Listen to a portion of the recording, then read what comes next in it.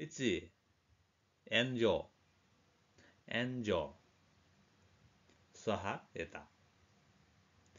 彼は災害の被害者に援助を提供した。彼は災害の被害者に援助を提供した。उनले विपद पीडितहरूलाई सहायता प्रदान गरे। एनजिओ भनेको के रहेछ त सहायता है। त्यस्तै अर्को छ 2 नम्बरमा छ इराई, रिक्वेस्ट, कमिसन, इराई है। नेपालीमा भन्नुपर्दा अनुरोध, जिम्मा लगाउने अर्थात् काम सुम्पिने। खारे नि सोनो सिगोतो हो, खारे नि सोनो सिगोतो हो इराई सिमासिता।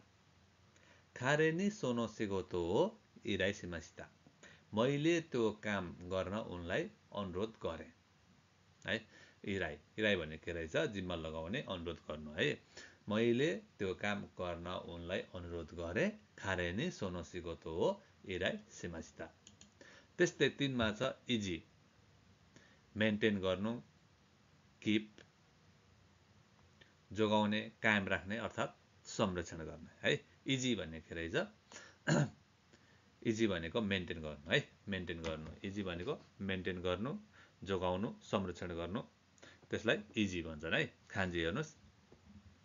अब यसमा छ केनको हो, केनको हो इजी सुरु तामेनी, केनको हो इजी सुरु तामेनी उन्दोगा हिचियो देस है।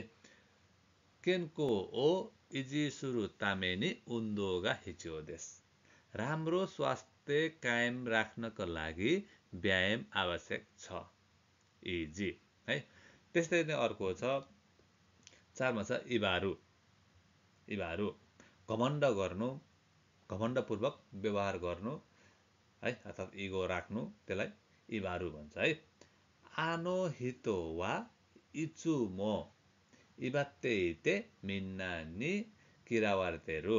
आनो हितो वा इचुमो इबात्तेइते मिन्ना नि किरावार्तेरु।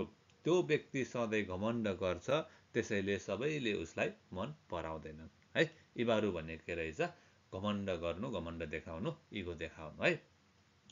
त्यस्तै अर्को छ इहान, इहान भनेको त सुनिरहनु भएको होला, उल्लङ्घन गर्नु, नियम तोड्नु, त्यसलाई इहान भनिन्छ है।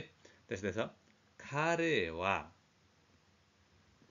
कोचु इहान दे, खारे वा कोचु इहान दे बाक्किन हारात्ता।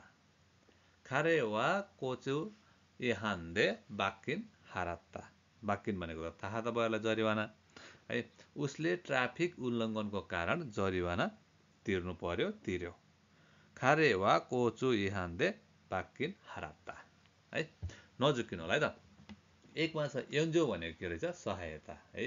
2 मा छ इराई, खान्जी पनि राम्रोसँग हेर्नु होला। इराई, इराई भनेको जिम्मा लगाउने, अनुरोध गर्नु, काम सुम्पिनु। 3 मा छ इजी, मेन्टेन गर्नु। 4 मा छ इबारु, इबारु भनेको घमण्ड गर्नु, घमण्ड देखाउनु है। 5 मा छ इहान भनेको नियम तोड्नु, उल्लङ्घन गर्नु।